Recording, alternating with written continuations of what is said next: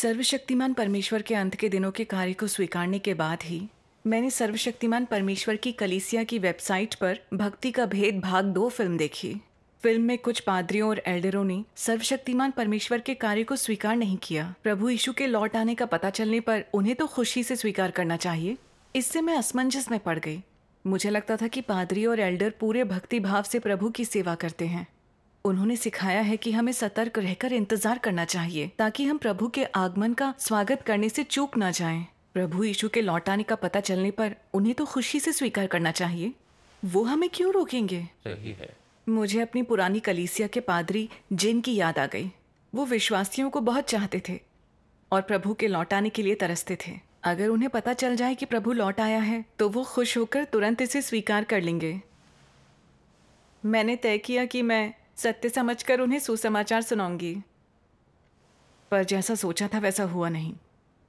फिर फिल्म की कहानी मेरी आंखों के सामने जिंदा हो उठी। आखिर क्या हुआ?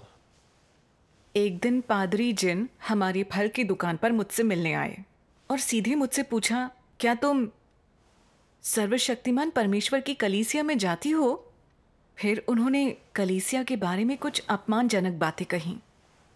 बोले, वो कलीसिया गवाही देती है कि परमेश्वर देह में लौट आया है, ये मुमकिन नहीं है। उनकी बात सुनकर मुझे आश्चर्य भी हुआ और बुरा भी लगा। मैंने सोचा, प्रभु हमें दूसरों की आलोचना करने से मना करता है। आपने सर्वशक्तिमान परमेश्वर के अंत के दिनों के कार्य की कोई जांच पड़ताल नहीं की। आप उसकी निंदा कैसे कर सकते हैं? सही है। लेकिन फिर मैंने सोचा, शायद इन्होंने सर्वशक्तिमान परमेश्वर के वचन नहीं सुने हैं, इसलिए इन्हें सच्चे मार्ग का पता नहीं है। अगर इन्हें पता होता कि सर्वशक्तिमान परमेश्वर लौटकर आया प्रभु यीशु है, जो इंसान को शुद्ध करने और बचाने के लिए सत्य व्यक्त कर रहा है, तो वो उसे स्वीकार कर लेते। तो मैंने पादरी जिन से कहा, पादरी, आपका कहना है कि प्रभु देह धारण करके नहीं आ सकता। क्या ये कहना प्रभु के वचनों पर आधारित है? क्या उसने कभी ऐसा कहा है? इस पर उन्होंने बेधड़क होकर जवाब दिया, मत्ती के सुसमाचार में ये लिखा हुआ है, तब मनुष्य के पुत्र का चिन्ह आकाश में दिखाई देगा और तब पृथ्वी के सब कुलों के लोग छाती पीटेंगे और मनुष्य के पुत्र को बड़ी सामर्थ्य और ऐश्वर्य के साथ आकाश के बादलों पर आते देखेंगे। प्रभु पूरी महिमा के साथ बादल पर सबके सामने आएगा और हर कोई देख पाएगा। पूरा धार्मिक जगत इस तथ्य को मानता है।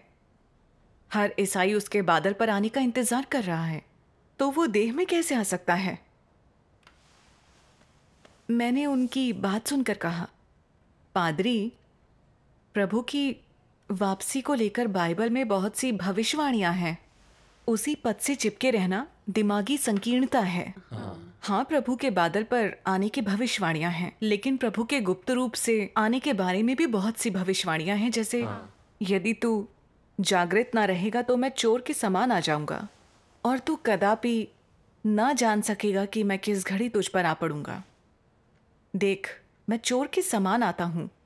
आधी रात को धूम मची, देखो दूल्हा आ रहा है, उससे भेंट करने के लिए चलो। आमीन। ये पद प्रभु के चोर के रूप में आने की भविष्यवाणी करते हैं, आधी रात को गुप्त रूप से आने की, जिसको कुछ ही लोग जानते होंगे। अगर प्रभु सबके सामने बादल पर आएगा तो क्या उसे सब लोग नहीं देख लेंगे? फिर ना चिल्लाने की जरूरत है, ना उपदेश या गवाही देने की। सच है।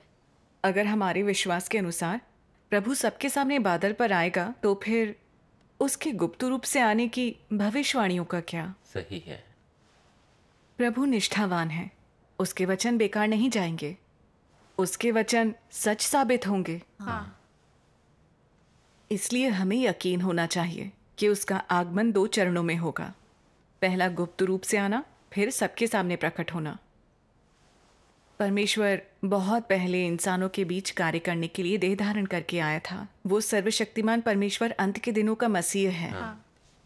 वो परमेश्वर के घर से शुरू होने वाला न्याय का कार्य करता है, इंसान को शुद्ध करने और बचाने के लिए सत्य व्यक्त करता है, और वो आपदाओं से पहले विजेताओं का समूह बनाएगा।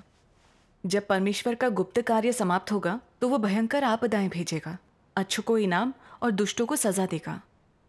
उसके बाद वो सबके सामने बादल पर प्रकट होगा।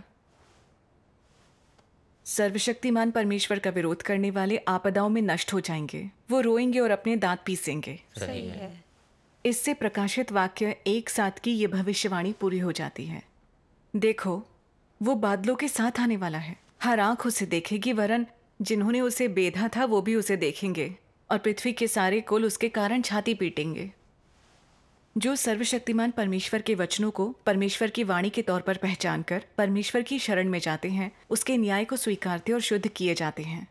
वो परमेश्वर की सुरक्षा के कारण आपदाओं से बचकर परमेश्वर के राज्य में प्रवेश करते हैं। सही है।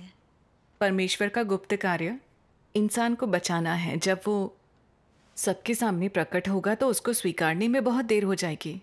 वो समय सजा देने का होगा। सही है। ये सब मुझे सर्वशक्तिमान परमेश्वर के वचनों से समझ आया। परमेश्वर का धन्यवाद। केवल परमेश्वर ही सत्य व्यक्त करके रहस्य से पर्दा उठा सकता है, और सर्वशक्तिमान परमेश्वर ही लौटकर आया प्रभु यीशु है। मैंने पादरी जिन से कहा, आपको सर्वशक्तिमान परमेश्वर के अंत के दिनों के कार्य की जांच पड़ताल करनी चाहिए। अच्छा, तो उन्होंने क्या कहा? हाँ।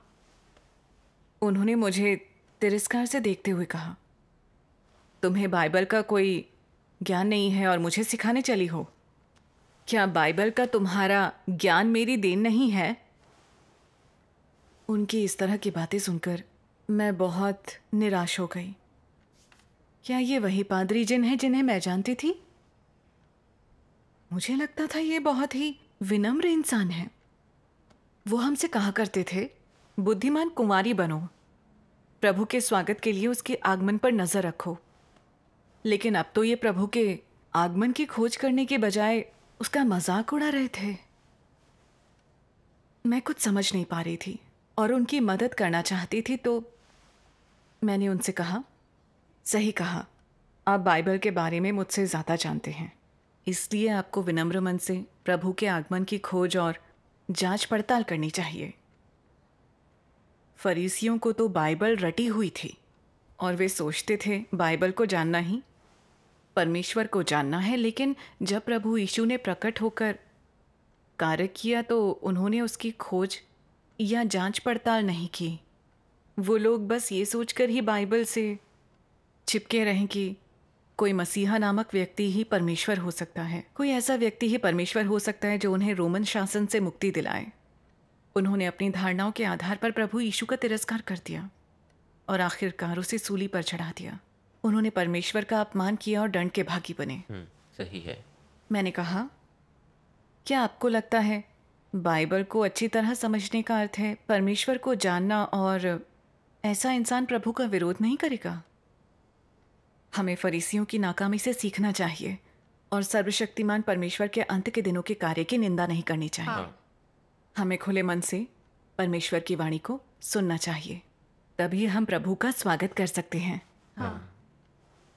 मैं उनकी सलाह नहीं मान रही, तो उन्होंने मुंह बनाते हुए कहा, चूंकि तुम अपनी आस्था में इतने सालों तक एक उत्साही खोजी रही हो, मैं तुम्हारे लिए दुआ करूंगा। सर्वशक्तिमान परमेश्वर की कलीसिया छोड़ दो। वो अकड़ कर चले गए। उनके जाने के बाद मैंने सोचा, वो प्रभु के आगमन को गंभीरता से क्यों नहीं ले रहे? हमें तो वो विनम्रता से खोज करने के लिए कहा करते थे, लेकिन खुद इतना अजीबोगरीब व्यवहार क्यों कर रहे हैं? मैंने हमेशा पादरी जिनको अपना आध्यात्मिक पिता माना है। मैं उनसे कुछ भी पूछ सकती थी और वो बाइबल के पदों का इस्तेमाल कर तसल्ली से जवाब दिया करते थे। हमेशा मेरे घर वालों का हालचाल पूछते थे और परेशानी आने पर हमारे लिए प्रार्थना करते थे। उन्होंने बरसों से प्रभु में आस्था रखी है, काम करते हुए खुद को खपाया है। इसकी वजह प्रभु के आगमन की कामना नहीं थी। मैं इंतजार करूंगी। मुझे उनसे परमेश्वर के अंत के दिनों के कार्य के बारे में बात करनी थी। हाँ। कुछ दिनों के बाद पादरी जन हमारी फलों की दुकान पर फिर आए। मुझे लगा उन्होंने बाइबल देखी होगी और समझ गए होंगे कि प्रभु किस प्रकार वापस आकर कार्य करता है। लेकिन मुझे आश्चर्य हुआ जब उन्होंने कहा, उपयाजक ली, बाइबल में लिखा है, हे गलीली पुरुषों, तुम क्यों खड़े आकाश की ओर देख रहे हो? यही यीशु जो तुम्हारे पास से स्वर्ग पर उठा लिया गया है, जिस रीति से तुमने उसे स्वर्ग को जाते देखा है, उसी रीति से वो फिर आएगा। ये एकदम स्पष्ट है।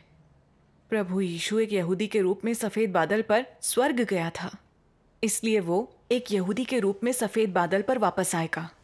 तुम्हारे साथ धोखा हुआ है, लौट आओ। वो प्रभु के बादल पर वापस आने की बात पर ही अड़े रहकर सर्वशक्तिमान परमेश्वर के कार्य की निंदा कर रहे थे। मुझे समझ में नहीं आया। मैंने सोचा प्रभु के वापस आने को लेकर बाइबल में ढेरों भविष्यवाणियां हैं, आखिर वो उन्हें खोजते क्यों नहीं हैं? बिल्कुल। तभी सर्वशक्तिमान परमेश्वर के वचनों का एक अंश मेरे मन में आया। मैंने पादरी जिन को वो पढ़कर सुनाया। मैं तुम्हें बता दूं कि जो परमेश्वर में संकेतों की वजह से विश्वास करते हैं वो निश्चित रूप से विनाश को झेलेंगे। वो जो देह में लौटे यीशु के वचनों को स्वीकार करने में अक्षम हैं, वे निश्चित रूप से नर्क के वंशज हैं, महान फरिश्ते के वंशज हैं, उस श्रेणी के हैं जो अनंत विनाश के अधीन की जाएगी।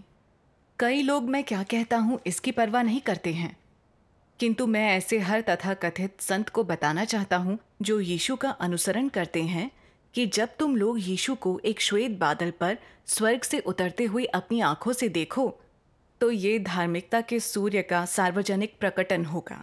शायद वो तुम्हारे लिए एक बड़ी उत्तेजना का समय होगा, मगर तुम्हें पता होना चाहिए कि जिस समय तुम यीशु को स्वर्ग से उतरते हुए देखोगे, यही वो समय भी होगा जब तुम दंड दिए जाने के लिए नीचे नर्क में चले जाओगे। वह परमेश्वर की प्रबंधन योजना की समाप्ति का समय होगा, और यह तब होगा जब परमेश्वर सज्जन को पुरस्कार और दुष्ट को दंड देगा, क्योंकि परमेश्वर का न्याय मनुष्य के संकेतों को देखने से पहले खत्म हो चुका होगा, जब सिर्फ सत्य की अभिव्यक्ति होगी। जो सत्य को स्वीकारते व संकेतों को नहीं खोजते हैं, इस प्रकार शुद्ध किए गए हैं। वे परमेश्वर के सिंहासन के आगे लौट चुके होंगे, सृष्टिकर्ता के आलिंगन में जा चुके होंगे। सिर्फ वे ही जो विश्वास करते हैं कि ऐसा यीशु जो श्वेत बादल पर सवारी नहीं करता एक झूठा मसीह है, अनंत दंड के अधीन कर दिए जाएंगे, क्योंकि वो संकेतों को प्रदर्शित करने वाले यीशु में विश्वास करते हैं, उस यीशु में नहीं जो गंभीर न्याय घोषित करता है और जीवन का सच्चा मार्ग देता है।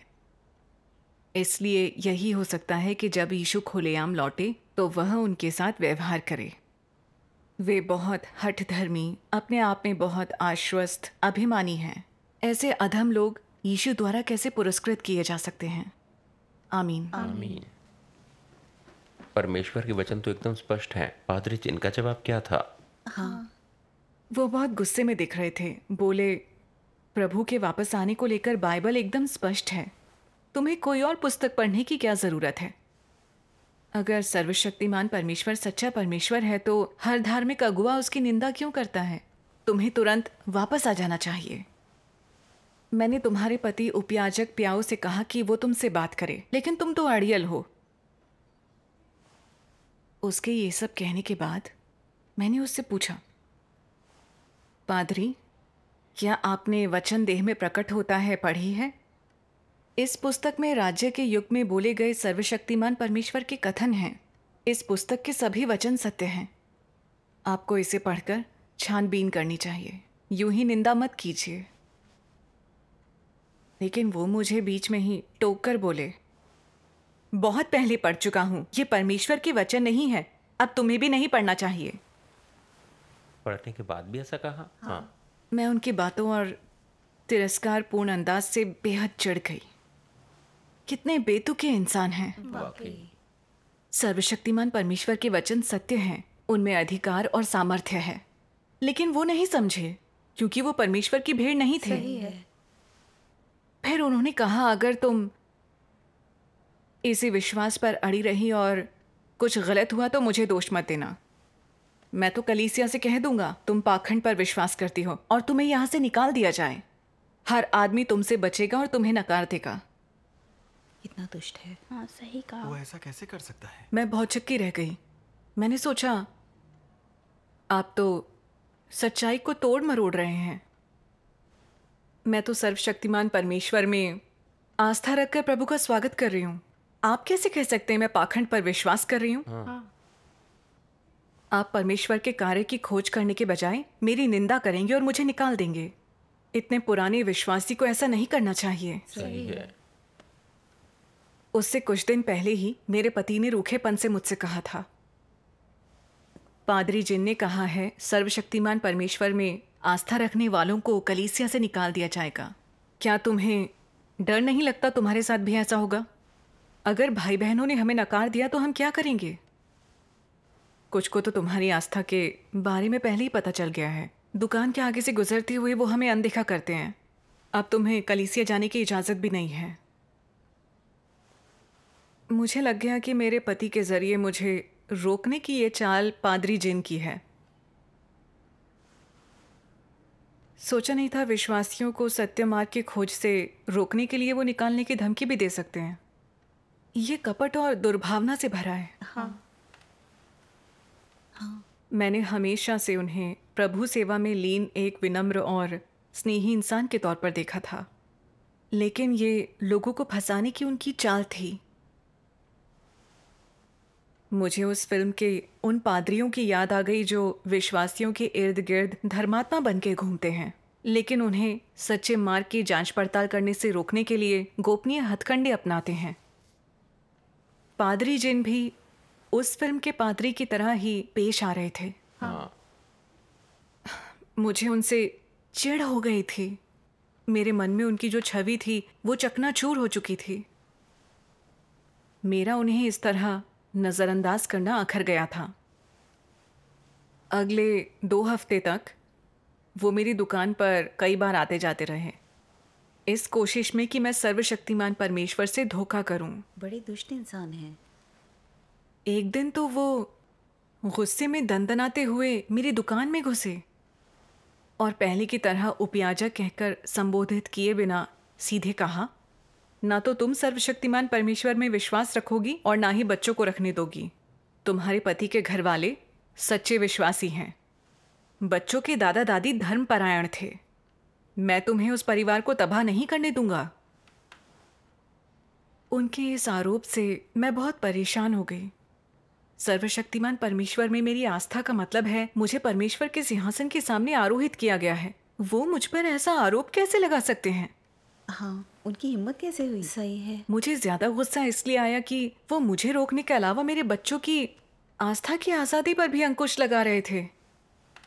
वो किसी को सच्चे मार्ग की खोज करने से कैसे रोक सकते हैं? मैंने उचित और बेहद सख्त जवाब दिया। परमेश्वर की भेड़ उसकी वाणी सुनती है और कोई भी उसे परमेश्वर में विश्वास रखने से नहीं रोक सकता। मेरे बच्चे सर्वशक्तिमान परमेश्वर के वचन पढ़कर परमेश्वर की वाणी को पहचान चुके हैं। ये उसका मार्गदर्शन है। सही है। पहले जब मैंने बाकी संप्रदायों की छानबीन की थी तो मेरे बच्चे वहां नहीं जाना चाहते थे, लेकिन अब वो सर्वशक्तिमान परमेश्वर में आस्था रखना चाहते हैं और मैं उन्हें रोकूंगी नहीं। आप किस आधार पर उनकी वो आज़ादी छीनना चाहते हैं? बिल्कुल सही है। एक पल के लिए तो वो अवाक रह गए। फिर गुस्से में उन्होंने मुझे धिक्कारा और वहां से निकल गए। वो ऐसा कैसे कर सकते हैं? हाँ। पादरी जिनकी हरकतों से मैं हैरान थी। वो हमेशा मेरे परिवार के लिए प्रार्थना किया करते थे। वो इतनी दुष्ट कैसे हो गए? क्या मेरे लिए उनकी नफरत, उत्पीड़न और श्राप का कारण सिर्फ यही था कि मैंने परमेश्वर के अंत के दिनों के कार्य को स्वीकार किया था? मैं बेहद बेचैन हो गई। सही है। कुछ समय बाद मैंने अपनी पुरानी कलीसिया की 2 बहनों को सर्वशक्तिमान परमेश्वर का सुसमाचार सुनाया। वो सुनकर बहुत खुश हुई और हम लगातार मिलते रहे। परमेश्वर का धन्यवाद। जल्दी ही पादरी जिन को इस बारे में पता चल गया। पता नहीं उन्होंने क्या धमकी दी, लेकिन उन बहनों ने मुझसे संपर्क तोड़ दिया और मिलने से बचने लगी। मैं बेचैन हो गई और गुस्सा भी आया। मुझे वो बात याद आ गई जो प्रभु यीशु ने फरीसियों से कही थी, हे कपटी शास्त्रियों और फरीसियों, तुम पर हाय, तुम मनुष्यों के लिए स्वर्ग के राज्य का द्वार बंद करते हो। ना तो स्वयं ही उसमें प्रवेश करते हो और ना उसमें प्रवेश करने वालों को प्रवेश करने देते हो। हे कपटी शास्त्रियों और फरीसियों, तुम पर हाय, तुम एक जन को अपने मत में लाने के लिए सारे जल और थल में फिरते हो और जब वो मत में आ जाता है तो उसे अपने से दूना नारकीय बना देते हो। आमीन। पादरी जिन ने परमेश्वर के अंत के दिनों के कार्य को स्वीकारने से इनकार कर दिया था और दूसरों को भी रोका। उन्होंने हर तरह से भाई बहनों को धमकाया। क्या उनकी हरकतें वैसी ही नहीं थी जैसी बरसों पहले फरीसियों की थी? बिल्कुल। वो ना तो खुद परमेश्वर के राज्य में जा रहे थे, ना दूसरों को जाने दे रहे थे, भाई बहनों को भी नर्क में घसीट रहे थे। परमेश्वर ऐसी दुष्ट हरकतें करने वालों को सजा देता है। एक दिन एक सभा में मैंने भाई बहनों को सारी बातें बताई। बहन ली ने सर्वशक्तिमान परमेश्वर के वचनों के कुछ अंश पढ़कर सुनाए। मैं वो आप लोगों को पढ़कर सुनाती हूँ। बढ़िया। फरीसियों ने यीशु का विरोध क्यों किया, क्या तुम लोग जानना चाहते हो? क्या तुम फरीसियों के सार को जानना चाहते हो? वे मसीहा के बारे में कल्पनाओं से भरे हुए थे। उन्होंने केवल इस बात पर विश्वास किया कि मसीहा आएगा, मगर जीवन के इस सत्य की खोज नहीं की। इसलिए वे आज भी मसीहा की प्रतीक्षा करते हैं। क्यों? उन्हें जीवन के मार्ग के बारे में कुछ भी ज्ञान नहीं है और वे नहीं जानते कि सत्य का मार्ग क्या है। तुम कैसे कह सकते हो कि ऐसे मूर्ख, हठधर्मी और अज्ञानी लोग परमेश्वर के आशीष प्राप्त करेंगे? वे मसीहा को कैसे देख सकते हैं? वे यीशु का विरोध करते थे क्योंकि वे पवित्र आत्मा के कार्य की दिशा को नहीं जानते थे, क्योंकि वे यीशु के द्वारा कहे गए सत्य के मार्ग को नहीं जानते थे, और क्योंकि उन्होंने मसीहा को नहीं समझा था, क्योंकि उन्होंने मसीहा को कभी नहीं देखा था और कभी भी मसीहा के साथ नहीं रहे थे। उन्होंने मसीहा के नाम के साथ व्यर्थ ही चिपके रहने की गलती की, जबकि किसी भी संभव ढंग से मसीहा के सार का विरोध करते रहे। ये फरीसी सार रूप से हठधर्मी एवं अभिमानी थे और सत्य का पालन नहीं करते थे। परमेश्वर में उनके विश्वास का सिद्धांत है, इससे कोई फर्क नहीं पड़ता कि तुम्हारा उपदेश कितना गहरा है, इससे कोई फर्क नहीं पड़ता कि तुम्हारा अधिकार कितना ऊंचा है। तुम मसीह नहीं हो जब तक तुम्हें मसीहा नहीं कहा जाता। क्या ये दृष्टिकोण हास्यास्पद और मूर्खतापूर्ण नहीं है? हाँ, वे हैं। वे जो बड़ी बड़ी कलीसियाओं में बाइबल पढ़ते हैं, वे हर दिन बाइबल पढ़ते हैं, फिर भी उनमें से एक भी परमेश्वर के कार्य के उद्देश्य को नहीं समझता है। एक भी इंसान परमेश्वर को नहीं जान पाता है। उनमें से एक भी परमेश्वर के हृदय के अनुरूप नहीं है। वे सबके सब व्यर्थ, अधम लोग हैं, जिनमें से प्रत्येक परमेश्वर को सिखाने के लिए ऊंचे पर खड़ा है। परमेश्वर का झंडा थामे रहकर भी वो जानबूझकर उसका विरोध करते हैं। स्वयं को परमेश्वर का विश्वासी दर्शाते हैं, पर ये मनुष्य का मांस खाते हैं और रक्त पीते हैं। वो मनुष्यों की आत्माओं को निगलने वाले शैतान हैं, मुख्य राक्षस हैं जो उन्हें विचलित करते हैं जो सही मार्ग पर जाना चाहते हैं। वे परमेश्वर को खोजने वालों के मार्ग में रुकावट उत्पन्न करते हैं। यद्यपि वे मजबूत देह वाले हैं, किंतु उसके अनुयायियों को कैसे पता चलेगा कि वे ईसा विरोधी हैं जो लोगों को परमेश्वर के विरोध में ले जाते हैं? वे कैसे जानेंगे कि ये जीवित शैतान है जो निकलने के लिए विशेष रूप से आत्माओं को खोज रहे हैं? आमीन। उन्होंने फिर ये सहभागिता की।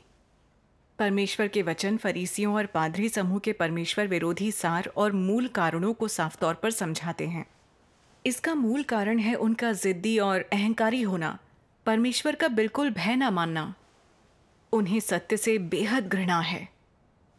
यहूदी फरीसी यहूदी उपासना गृहों में हमेशा धर्मशास्त्रों की व्याख्या करते हुए बहुत धर्मपरायण नजर आते थे, लेकिन जब प्रभु ने आकर कार्य किया, ये जानते हुए भी कि उसके वचनों में अधिकार और सामर्थ्य है, वो उनकी जांच पड़ताल नहीं करना चाहते थे। उन्हें डर था कि उनके विश्वासी प्रभु यीशु का अनुसरण करने लगेंगे, फिर उनका रुतबा और रोजी रोटी छिन जाएगी। इसलिए उन्होंने अफवाहें गढ़ी, झूठी गवाही दी और प्रभु यीशु की घोर निंदा की। यही किया। उन्होंने पूरी कोशिश की कि लोग प्रभु का अनुसरण ना करें और आखिरकार उसे सूली पर चढ़ाकर जघन्य पाप के भागी बने। ये सच है। हाँ, प्रभु यीशु और सत्य के प्रति उनका जो रवैया था और लोगों पर अपनी पकड़ बनाए रखने के लिए जिस ढंग से वो परमेश्वर से लड़े, उससे जाहिर है कि फरीसियों ने परमेश्वर की सेवा नहीं की। वो मसीह विरोधी लोग सत्य से घृणा और परमेश्वर का विरोध करते थे। सही है। आज धार्मिक दुनिया के पादरियों और एल्डरों को बाइबल की अच्छी समझ है। वे बाइबल और धर्म के सिद्धांतों पर उपदेश दे सकते हैं। वे विनम्र और धर्मपरायण लगते हैं। अब परमेश्वर ने अपना कार्य करने के लिए देह धारण कर लिया है। वो जानते हैं कि सर्वशक्तिमान परमेश्वर की कलीसिया बरसों पहले गवाही दे चुकी है कि प्रभु लौट आया है। वह सत्य व्यक्त करते हुए न्याय का कार्य कर रहा है। लेकिन जांच पड़ताल करने के बजाय वो लोग सर्वशक्तिमान परमेश्वर का विरोध करते हैं। वो लोग बाइबल के वचनों और अपनी ही धारणा और कल्पनाओं से चिपके हुए हैं। वो मानते हैं कि प्रभु बादल पर ही आ सकता है। वो पाखंड फैला रहे हैं, विश्वासियों को फंसाने के लिए कुछ भी कर रहे हैं, लोगों को सच्चे मार्ग से दूर कर रहे हैं। वे परमेश्वर की भीड़ों को मजबूती से अपने कब्जे में रखकर परमेश्वर से लड़ते हैं। वो वही कर रहे हैं जो कभी फरीसियों ने किया था। उन्हें सत्य और परमेश्वर के कार्य से घृणा है। वो अंत के दिनों के मसीह के विरोधी हैं। वो परमेश्वर के कार्य से उजागर हुए दुष्ट सेवक और मसीह विरोधी हैं। सही है। उनकी संगति सुनकर मेरा दिल रोशन हो गया। परमेश्वर का कार्य कितना बुद्धिमत्तापूर्ण है। परमेश्वर का अंत के दिनों का कार्य इन पाखंडी फरीसियों को उजागर करता है। ये पादरी और एल्डर, ये प्रभु के सेवक, परमेश्वर विरोधी दुष्ट सेवक हैं। ये मसीह का विरोध करने वाले हैवान हैं जो हमारी आत्माओं को निगल जाते हैं। सही है। मैं पादरी जिनकी नकली धर्म निष्ठा के झांसे में आकर उन्हें पहचान नहीं पाई। मुझे लगता था वो प्रभु की सेवा करते हैं और प्रभु के सच्चे सेवक हैं, इसलिए मैं उन्हें अपना आध्यात्मिक पिता मानती थी। फिल्म में पादरियों और एल्डरों को लोगों को सच्चे मार्ग से दूर रखने के लिए किसी भी हद तक जाते हुए देखने के बावजूद मैं यही मानती थी कि पादरी जिन अलग हैं। जब मैंने सर्वशक्तिमान परमेश्वर के कार्य को स्वीकार लिया और पादरी जिन ने मुझे रोकने की कोशिश की, तो आखिरकार मैंने उनका असली पाखंडी रंग देख लिया और जान लिया कि वो घोर मसीह विरोधी हैं। उन्हें सत्य से घृणा है। हाँ, ऐसे ही है। अंततः मैं फरीसियों के बंधन और मसीह विरोधी धार्मिक जगत से आज़ाद हो गई। मैं परमेश्वर के समक्ष लौट आई और मेमने के विवाह भोज में शामिल हुई। सर्वशक्तिमान परमेश्वर का धन्यवाद। परमेश्वर का धन्यवाद। संगति बहुत ही स्पष्ट है।